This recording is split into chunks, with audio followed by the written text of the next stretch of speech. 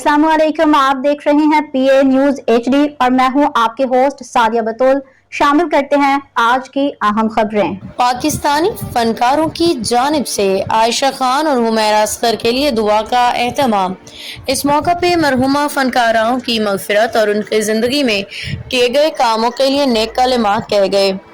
Pakistani showbiz industry की दो फनकाराएं हुमैरा असगर और आयशा खान अफसोसनाक हालात में इस दुनिया से रुखसत हुई, जिनकी लाशें उनके फ्लैट्स में कई दिन बाद मिली थीं। इस अफसोसनाक वाक़े ने शोबिज़ इंडस्ट्री में मुकाबले और दबाव की फ़िज़ा पे कई सवालात खड़े कर दिए, जबकि मुआशरे में बढ़ती हुई बेहिसी और तन्हाई पे भी बहस छिड़ गई।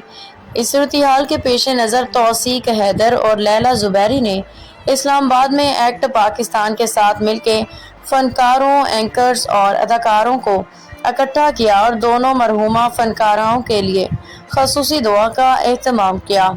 इस मौका पे मरहूमा फनकाराओं की मग़फ़िरत और उनकी ज़िंदगी में किए गए कामों के लिए नेक कलिमात कहे गए।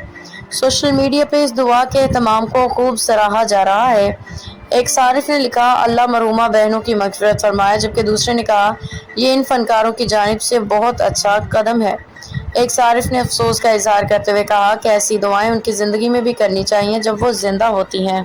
न्यूज स्टूडियो से अब तक के लिए इतना ही। मजीद खबरों और अपडेट्स के लिए देखते रहिए PA न्यूज HD।